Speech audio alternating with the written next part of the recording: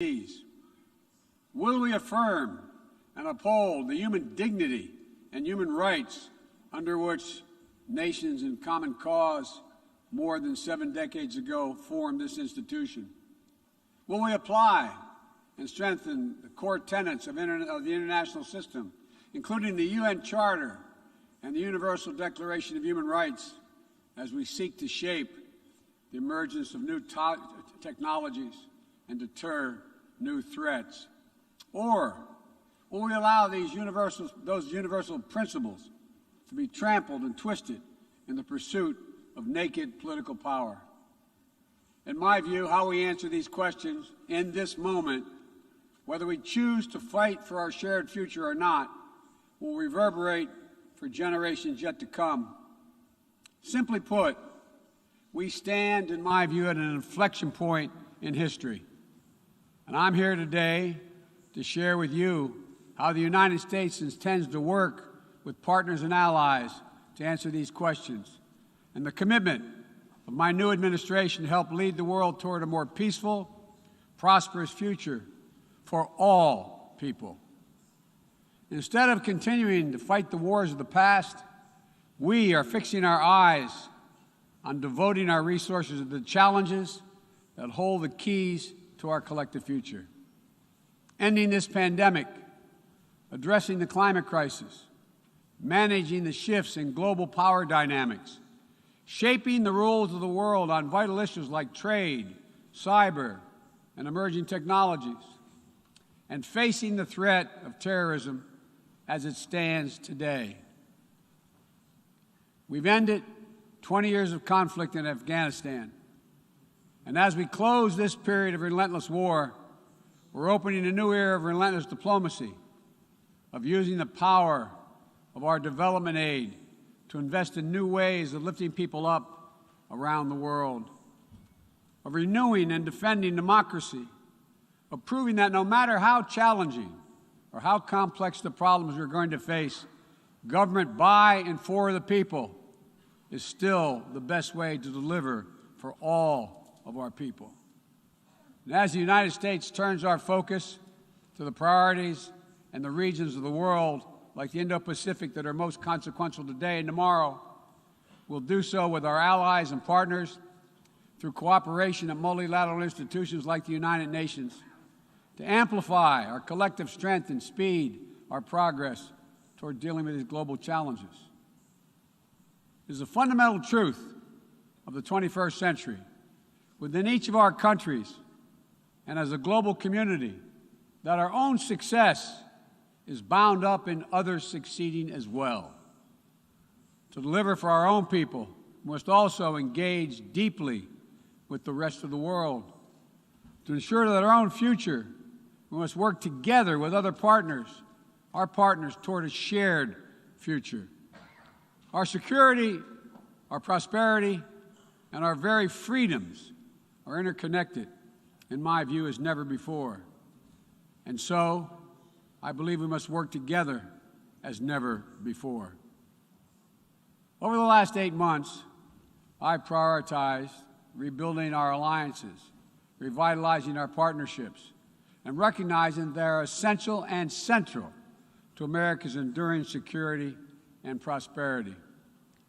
We have reaffirmed our sacred NATO alliance to Article 5 commitment.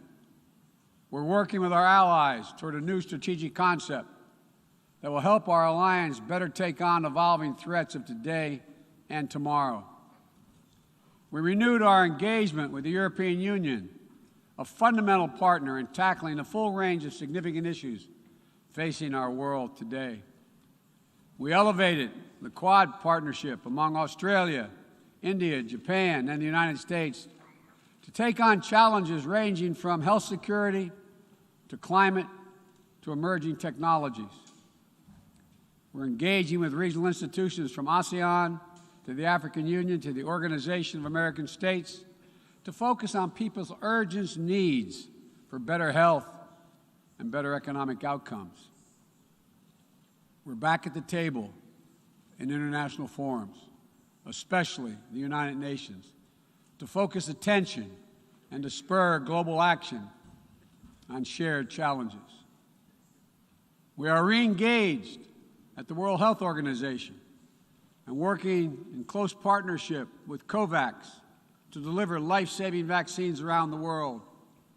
We rejoined the Paris Climate Agreement, and we're running to retake a seat in the Human Rights Council next year at the UN. And as the United States seeks to rally the world to action, we will lead not just with the example of our power, but, God willing, with the power of our example.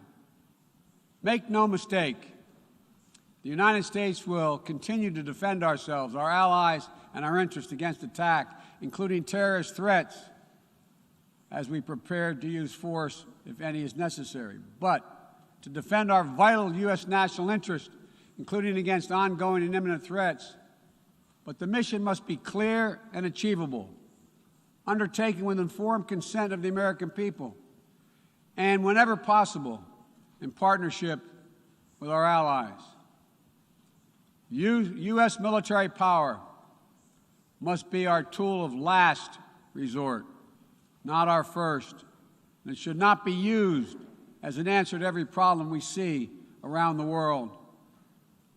Indeed, today, many of our greatest concerns cannot be solved or even addressed through the force of arms. Bombs and bullets cannot defend against COVID-19 or its future variants.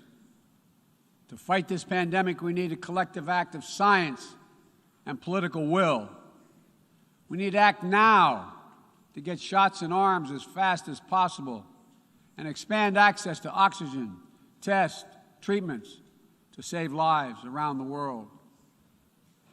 And for the future, we need to create a new mechanism to finance global health security that builds on our existing development assistance and global health and a global health threat council that is armed with the tools we need to monitor and identify emerging pandemics so that we can take immediate action.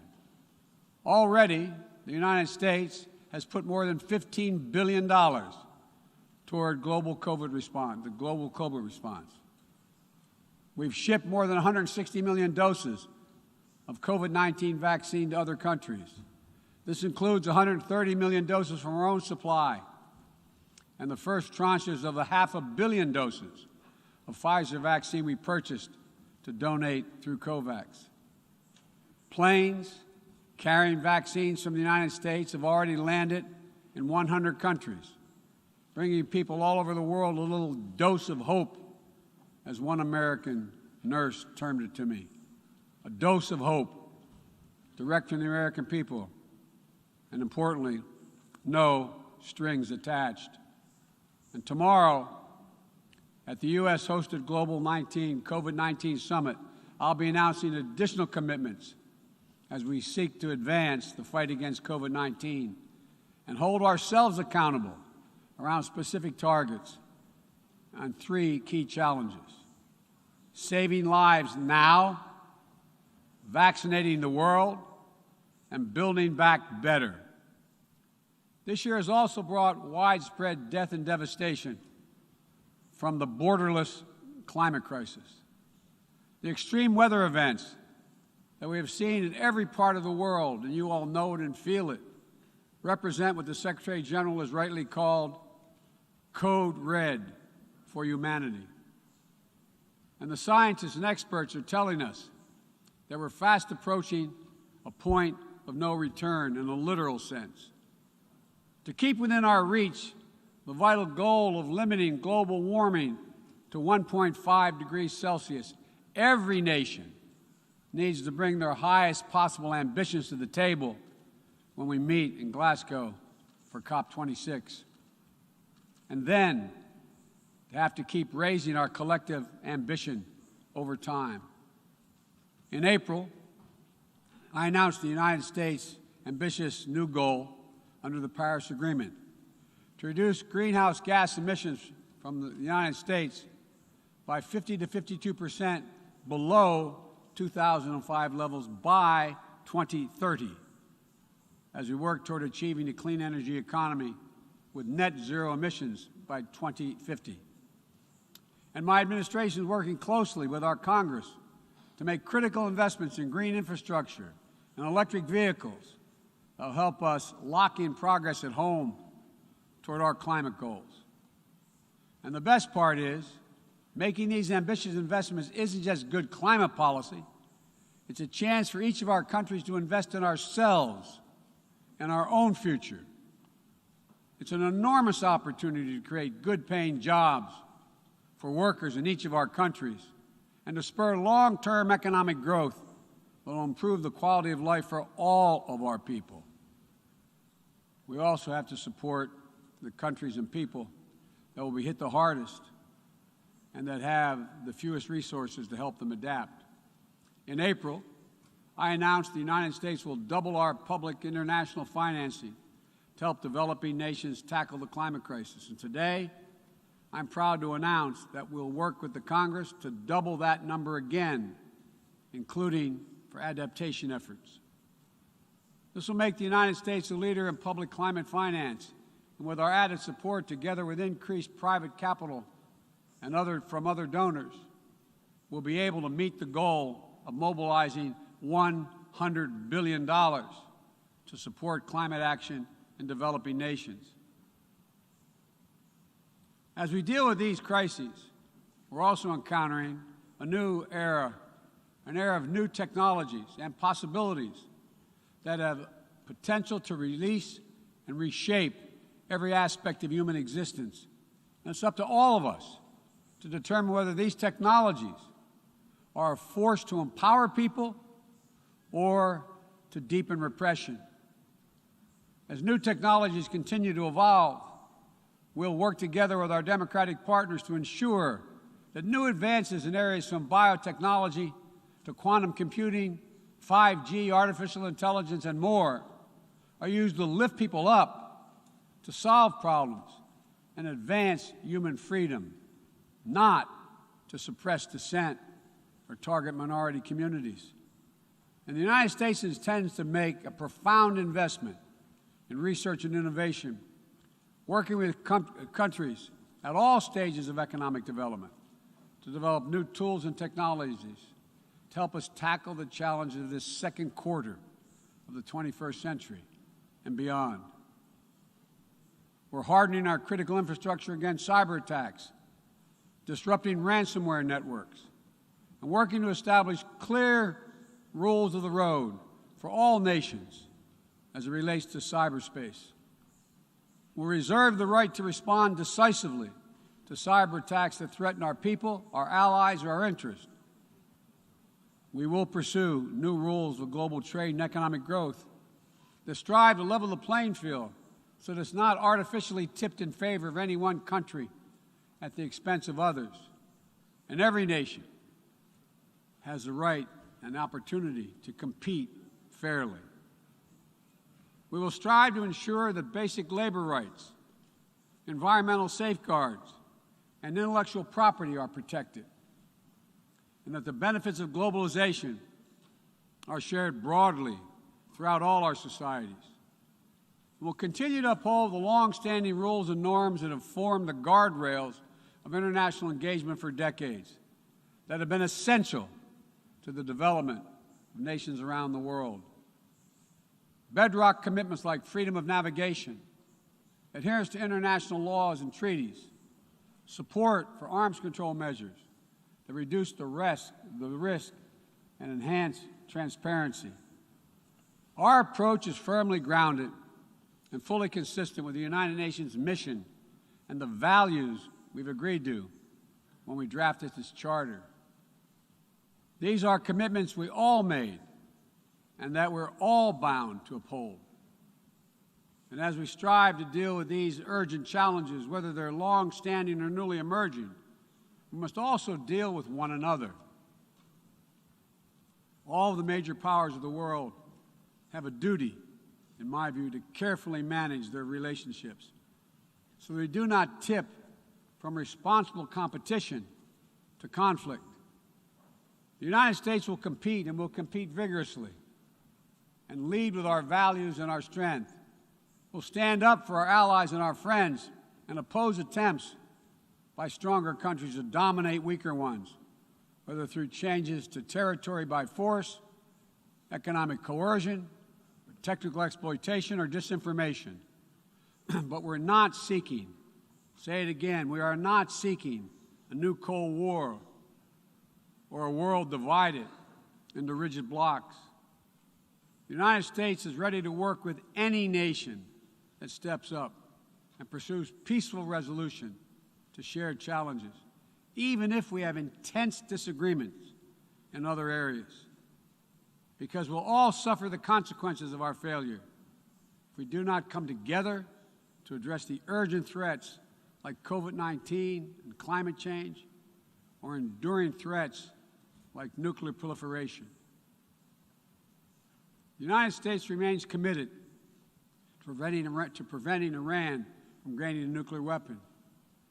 We're working with the P5+1 to engage Iran diplomatically and to seek a return to JCPOA. We're prepared to return to full compliance if Iran does the same. Similarly, we seek serious and sustained diplomacy to pursue the complete denuclearization of the Korean Peninsula.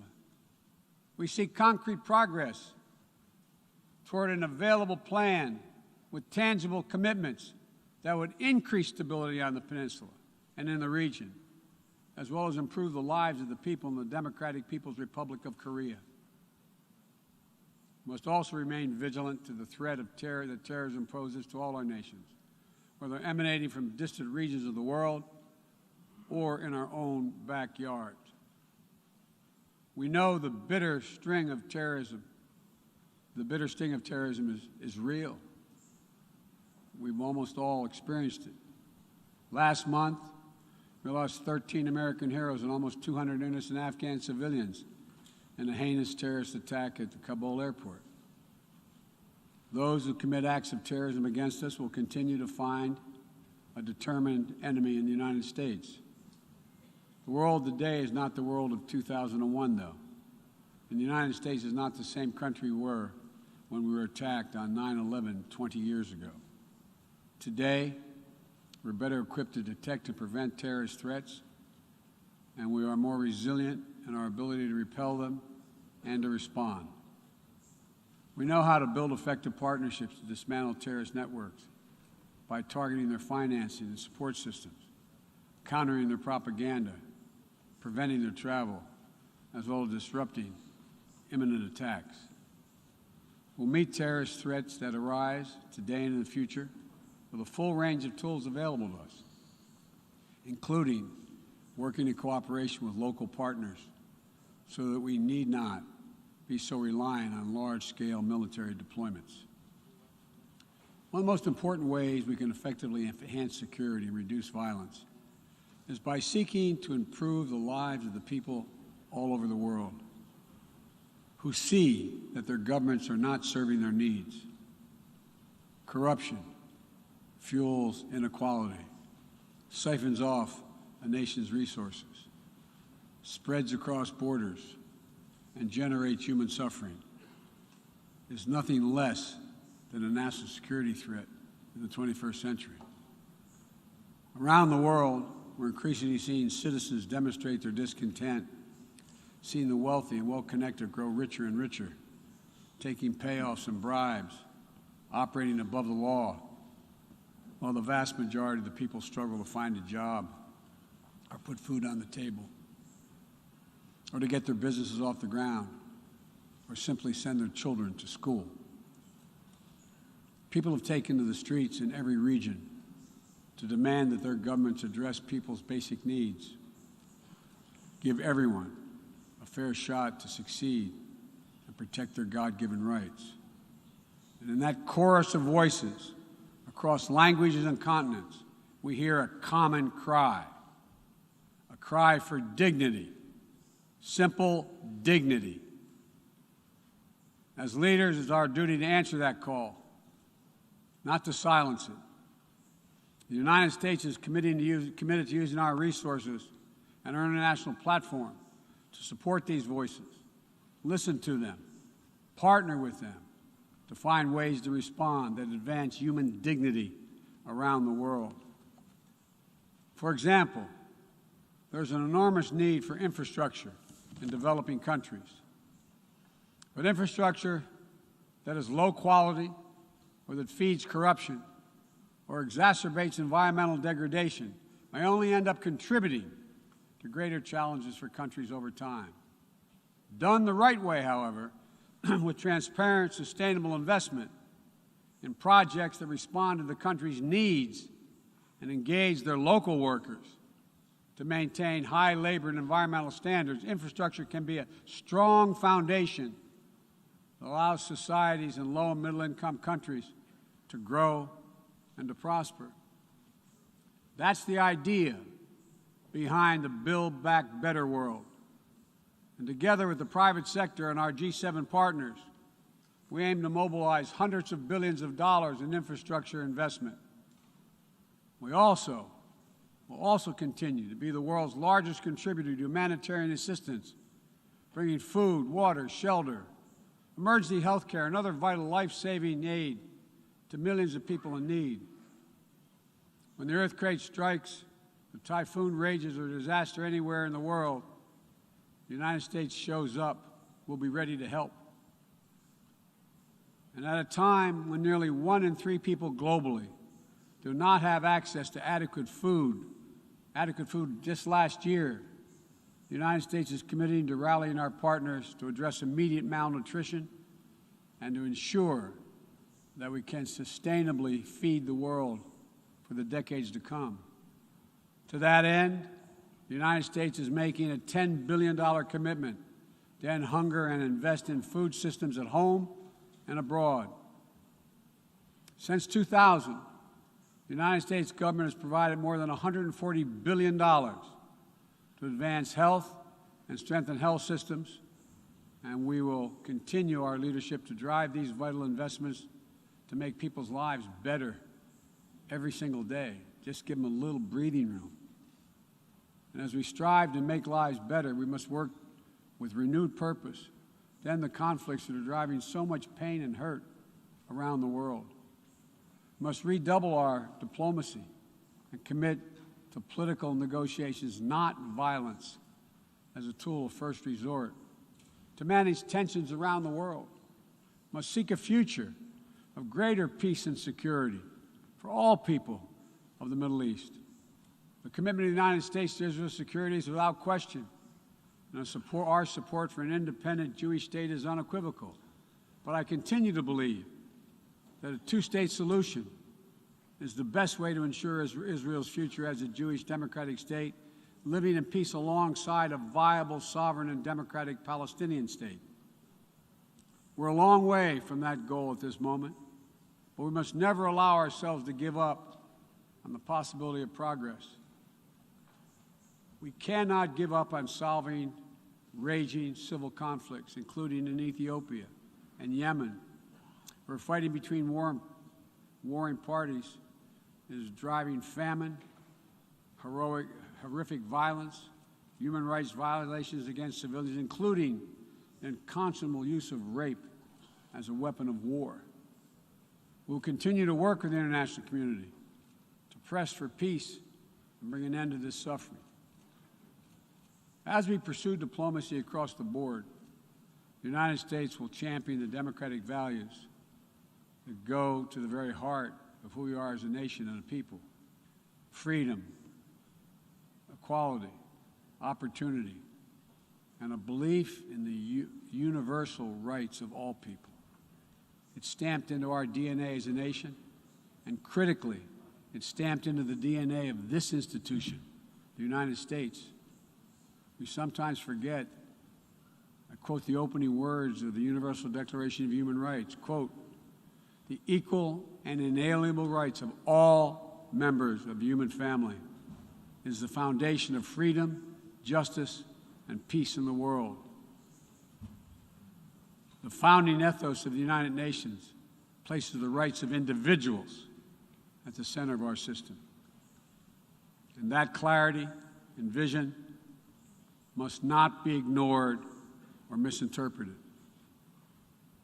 The United States will do our part, but will be more successful and more impactful if all of our nations are working toward the full mission to which we are called.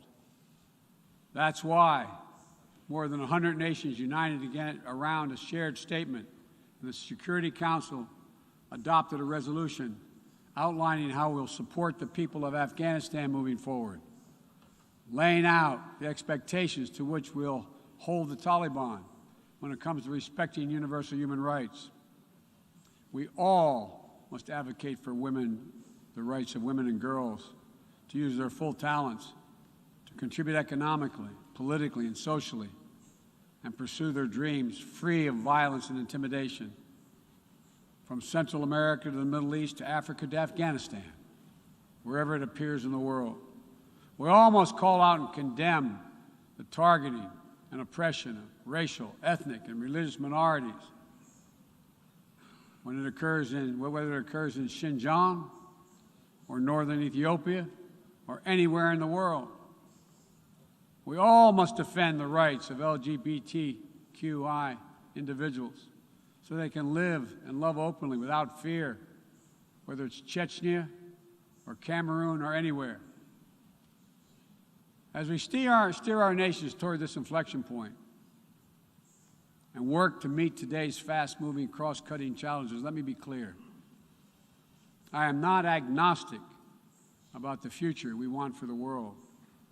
The future will belong to those who embrace human dignity, not trample it. The future will belong to those who unleash the potential of their people, not those who stifle it. The future will belong to those who give their people the ability to breathe free, not those who seek to suffocate their people with an iron hand. Authoritarianism, the authoritarianism of the world, may seek to proclaim the end of the age of democracy, but they're wrong.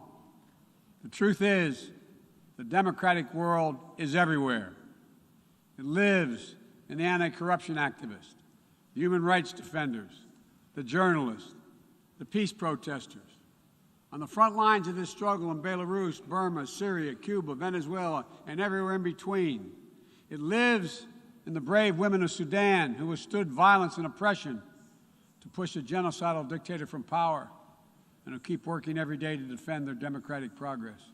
It lives in the proud Moldovans who helped deliver a landslide victory for the forces of democracy with a mandate to fight graft, to build a more inclusive economy. It lives in the young people of Zambia who harnessed the power of their vote for the first time, turning out in record numbers to denounce corruption and chart a new path for their country.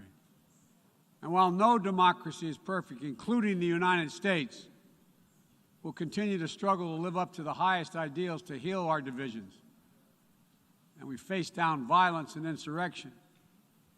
Democracy remains the best tool we have to unleash our full human potential. My fellow leaders, this is a moment where we must prove ourselves the equals of those who come before us, who with vision and values and determined faith in our collective future built our United Nations, broke the cycle of war and destruction, and laid the foundations for more than 7 decades of relative peace and growing global prosperity. Now, we must again come together to affirm the inherent humanity that unites us is much greater than any outward divisions or disagreements. We must choose to do more than we think we can do alone so that we'll accomplish what we must together. Ending this pandemic and making sure we're better prepared for the next one. Staving off climactic climate change and increasing our resilience to the impacts we already are seeing. Ensuring a future where technologies are a vital tool to solving human challenges and empowering human potential, not a source of greater strife and repression. These are the challenges that we will determine what the world looks like for our children and our grandchildren and what they'll inherit. We can only meet them by looking to the future. I stand here today For the first time in 20 years, the United States not at war. We've turned the page. All the unmatched strength, energy, and commitment, will, and resources of our nation are now fully and squarely focused on what's ahead of us, not what was behind. I know this. As we look ahead, we will lead. We will lead on all the greatest challenges of our time, from COVID to climate, peace and security, human dignity and human rights, but we will not go it alone. We will lead together with our allies and partners and in cooperation with all those who believe as we do that this is within our power to meet these challenges, to build a future that lifts all of our people and preserves this planet. But none of this is inevitable. It's a choice. And I can tell you where America stands. We will choose to build a better future. We, you and I, we have the will and capacity to make it better. Ladies and gentlemen, we cannot afford to waste any more time. Let's get to work. Let's make our better future now. We can do this. It's within our power and capacity. Thank you. God bless you all.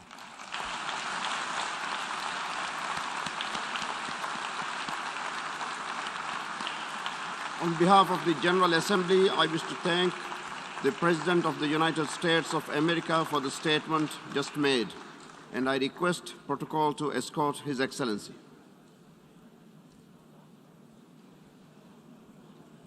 May I request representatives to remain seated while we suspend the meeting for 5 minutes before resuming to hear the next speaker.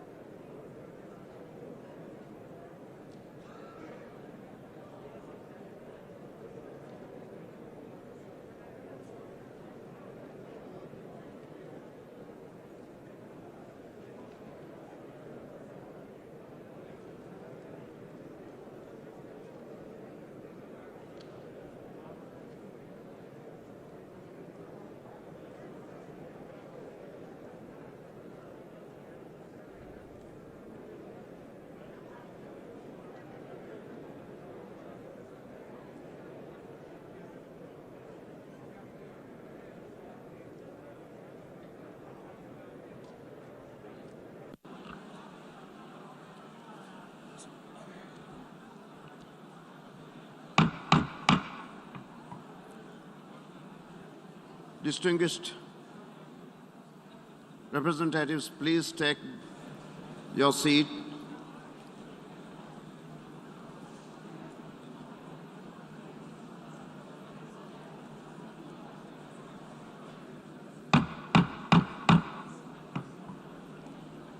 Please be seated.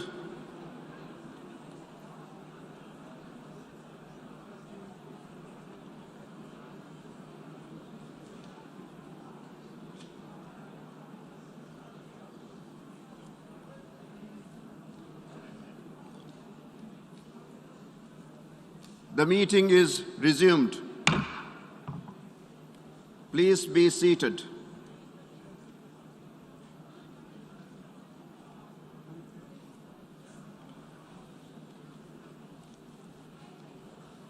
The Assembly will hear an address by His Excellency Ibrahim Muhammad Salih, President of the Republic of Maldives.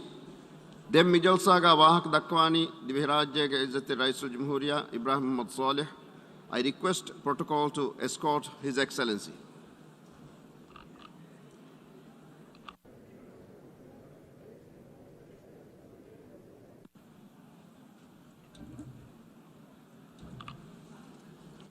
Alif Daluge Am Madlihuga Namuga, Divirajyaga Izzati Raisul Jamhuriya Alfal Ibrahim Muhammad Salih.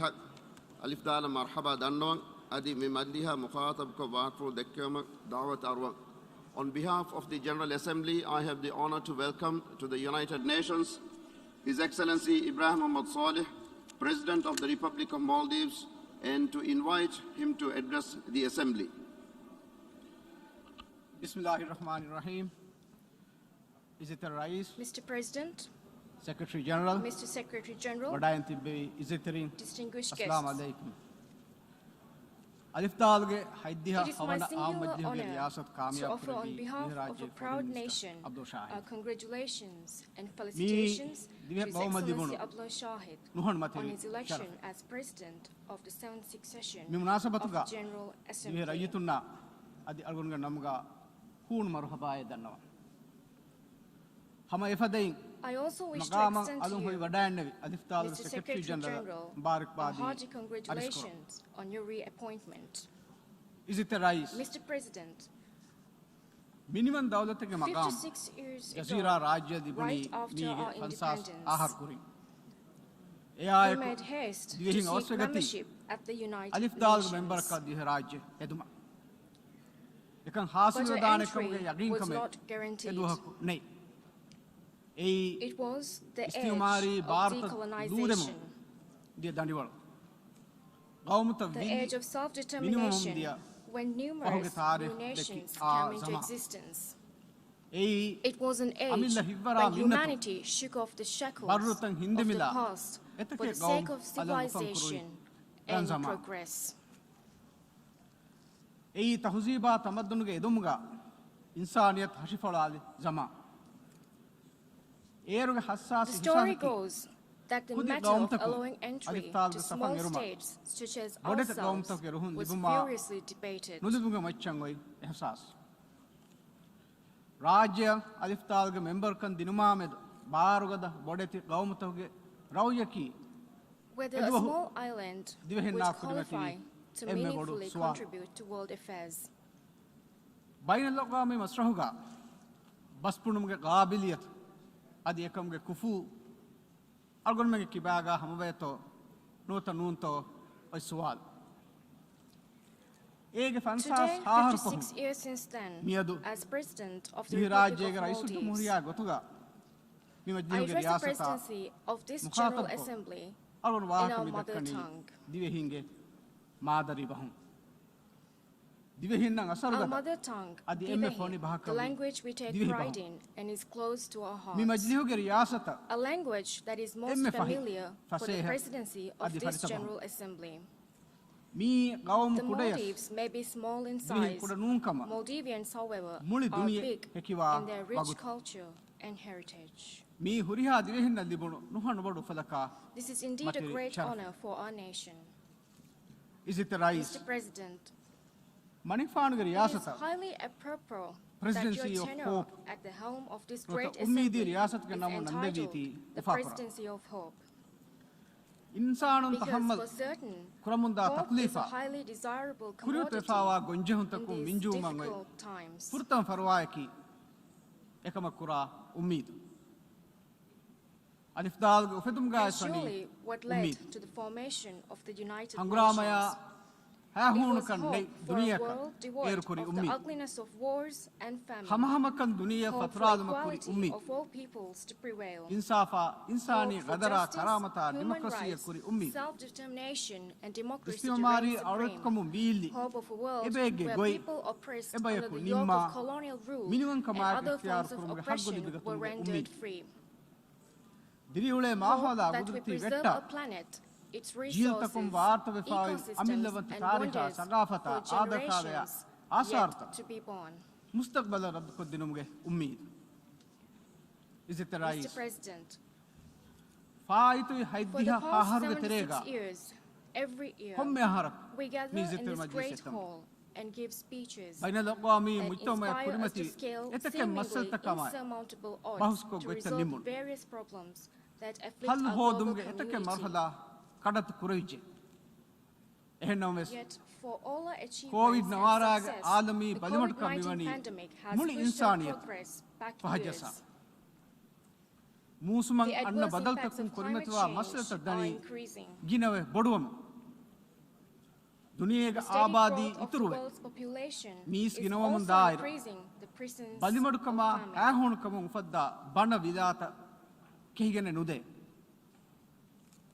ಅದಿ ಎಮ್ಮೆ ಬೊಡು And the ಬಿರುಗತ್ವಾವಿ menace of ಬಿರುವೆರಿಕ terrorism ಇತರ remains ದನಿ one of the biggest ಬೊಡುವಮ challenges we face terrorism ಅಕಿ today. ಎಮ್ಮೆ ಬೊಡು ಎಗ್ಗುಂಜ ಮಿದೆನ್ನವಿ This is an ಇನ್ಸಾನಿ ever-present ಹಯಾತುಗೆ blemish on our ರೀತಿ common ತಸ್ವೀರುಗೆ humanity. ನುಫುಶುಂ ಫೆಂಡ ಮಿಯದುಗೆ ಮಂಜರ್ ಮಿನಿವಂಕಮ Which is ಅರಾಗತುಮ why my ದುನಿಯೆ first ಎತ್ತಂಬೆ and foremost ಎಬ್ಬಸ್ಕೆಂಜಿ duty this morning would be to call on the world ಇತುರು community ಹಿವ್ವರ to give ಅಜುಮುಂ a ಅಮಾಜೆ resoluteness ಕೋದೆಂಜೆ by backing them up with ಮುಳಿ effort. ಬೈನೆ ಲೋಕಾಮಿ ಮುತ್ತಮೋಗೆ ಇಬ್ಬಾರ್ದು ಅಗೊಂಡು ಗೋವಾದ ಅದುಗೆ I ರಿಯಾಸತ್ಗೆ believe the ದುಸ್ತೂರು 5 rays of hope 5 rays of offered hope ಅಕಿ in your ಉಮ್ಮೀದ್ PGA manifesto presents it a great rise? hope in itself, Mr. President.